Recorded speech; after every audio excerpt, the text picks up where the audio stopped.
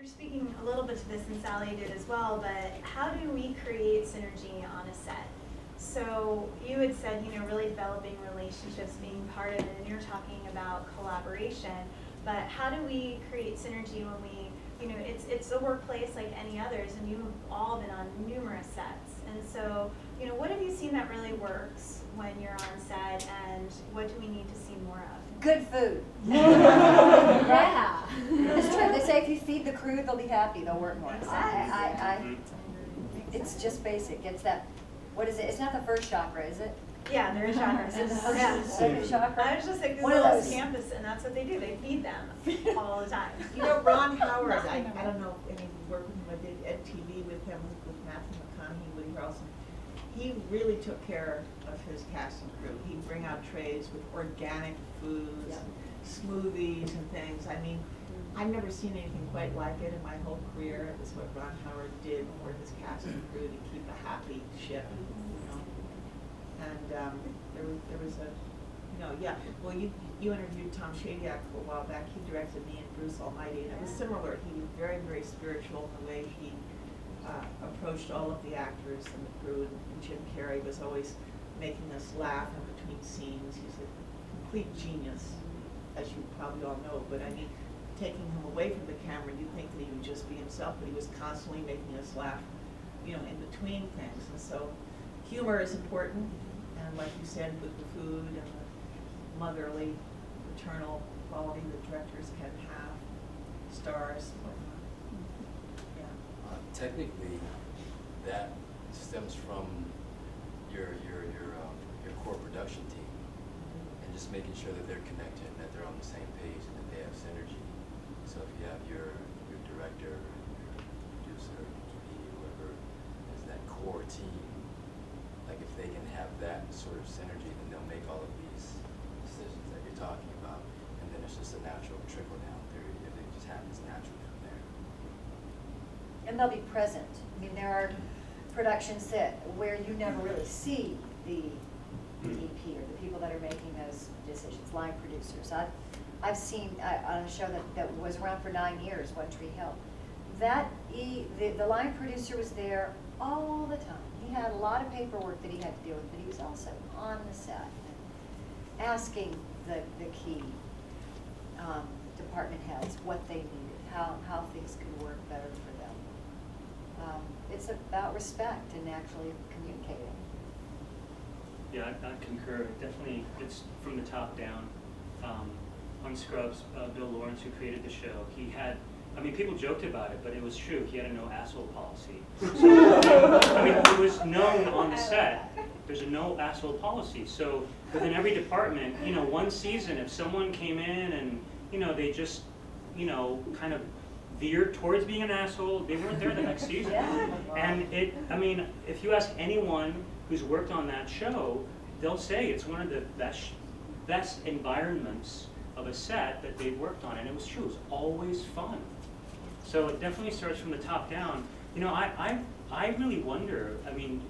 To answer your question directly, I've always wondered whether, I've never been in a position to be a leader of a show, like Fired Up or Anna. But I wondered whether, at the outset, if there was a circle at the start of every work week or something to that effect, where people kind of just spent a few minutes kind of meditating on a shared intention, whether that would affect the content, whether that would affect how that content is received by the audience.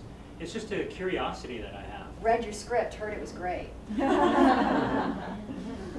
there sadly is. When you have these layers upon layers of corporate buildup, maybe the way to do what you're talking about is in productions like what you're inspired to do. Something that is smaller scale and has its autonomy. And because of that, you can hold what you intend. Because, sometimes people need to, sometimes not everybody's energy is going to feed into what your purpose is. That thing that Bill Lawrence was doing, usually that's called firing somebody. And that has to happen sometimes, right? Because if that asshole isn't going to adhere to the no asshole policy, you can't tolerate that in that environment. And that's one of the things that's tough with the spiritual approach is how do you know when you have to get rid of the weeds, right? Do you say the weed is worth being there? It's a very delicate Well, they take themselves out. That's the beauty of it. Like you oftentimes don't have to do anything because when vibrations rise, the lower vibrations just drop. So you don't have to do anything except do what you're supposed to do, and you just continue to create this sort of content and this kind of. The beautiful thing about what we're all talking about here is that, and the canteens and the new way of doing things is that times are right on that precipice of change, and we're evolving. We're not set in our ways, and people think that we're set in our ways, but we're an evolving spiritual being through this physical body. We're continually changing, and the old ways of doing things are more and more getting omitted. It's becoming less and less and less, and more people want new and fresh things, and people want to feel good from the inside out. They're not relating so much to the exterior. They want to feel good, and they want to know how to breathe within their body. They feel good about their choices, and I really see and know for a fact that a lot of us out there are looking for something that is sacred internally as opposed to externally, and that has you making different choices and gravitating towards different projects and supporting different projects, and you just vibrate away from the lower vibration, if you will, those types of people, and just kind of magically disappear, I guess. It's interesting because I knew from working at Lionsgate that Tyler Perry, before he does anything, even just meetings, he does pray with his team, and it's just fascinating because anything that man touches turns to gold, and kind of like Oprah, right? So I think we've talked a lot at the Synergy team too of really what is the intention behind what we're creating, because that intention is felt and it's transmitted through the work. So it is often that each of us individually come together, and then that set, that production, there's a really amazing synergistic thing that happens when you actually see the final product. So this is so insightful, what you guys are all really speaking to here.